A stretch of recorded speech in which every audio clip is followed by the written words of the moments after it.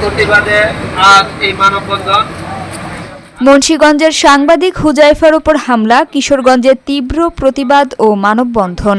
বিস্তারিত থাকছে কিশোরগঞ্জ থেকে মোহাম্মদ আলামিনের প্রতিবেদনে। মুন্সিগঞ্জের সাংবাদিক মোহাম্মদ হুজাইফার উপর সন্ত্রাসী হামলার প্রতিবাদে কিশোরগঞ্জ জেলা প্রশাসকের কার্যালয়ের সামনে তীব্র নিন্দা ও মানববন্ধন অনুষ্ঠিত হয়। কিশোরগঞ্জ জেলা সাংবাদিক ইউনিট, বাংলাদেশ মফস্বল সাংবাদিক ইউনিয়ন কিশোরগঞ্জ শাখা এবং কিশোরগঞ্জ মডেল প্রেস ক্লাবের আয়োজন করে। আমাদের সরেজমিন বার্তা মুন্সিগঞ্জ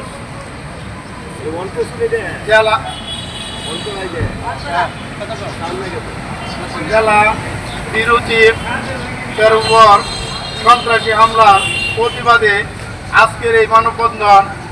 আমরা এখন বক্তব্য প্রদান করবেন জনাব মোহাম্মদ খায়রুল ইসলাম, সম্পাদক কালের নতুন সংবাদ।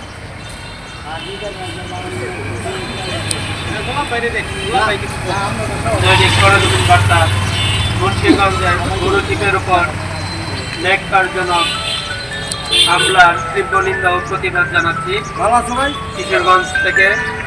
সেই সাথে তাদের বিরুদ্ধে আইনগত ব্যবস্থা নেওয়ার জন্য, আসামিদের গ্রেপ্তারের জন্য প্রশাসনের মানববন্ধনে ফয়জুল হক গোলাপ, খায়রুল ইসলাম, হাকিম ফজলুর রহমান, আসাদুজ্জামান জুয়েল, আজিজুল হক ফাহিম, আল আজহার, মোহাম্মদ ফাইজুল ইসলাম, সুজন চন্দ্র দাস, এসকে শাহিন নবাব সহ বিভিন্ন মিডিয়ার সাংবাদিকরা অংশ নেন। বক্তারা বলেন, সাংবাদিকদের ওপর হামলা বেড়ে গেছে এবং দোষীরা শাস্তি না পেয়ে আরও বেপরোয়া হয়ে উঠেছে।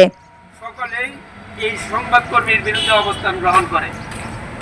আমি সেই সকল চাটুকারদের এবং সত্য প্রকাশ করার পর যারা বিভিন্ন ধরনের ষড়যন্ত্রে লিপ্ত হয় তাদের সকলের বিরুদ্ধে সকল সাংবাদিকদেরকে 20 নভেম্বর রাতে মুন্সিগঞ্জে নূরপুকুরপাড় ব্রিজ এলাকায় দুর্বৃত্তরা হুজাইফাকে কুপিয়ে গুরুতর আহত করে। পুলিশ তাকে উদ্ধার করে প্রথমে মুন্সিগঞ্জ সদর হাসপাতাল এবং পরে ঢাকা মেডিকেলে পাঠায়। মানববন্ধন থেকে হামলাকারীদের দ্রুত গ্রেপ্তার, স্বচ্ছ তদন্ত, দৃষ্টান্তমূলক শাস্তি এবং সাংবাদিক নিরাপত্তা আইন বাস্তবায়নের দাবি জানানো হয়। বক্তাদের মতে, একজন সাংবাদিকের ওপর হামলা মানে সত্য ও গণমাধ্যমের ওপর আঘাত। দোষীরা ধরা না পড়া পর্যন্ত আন্দোলন চলবে।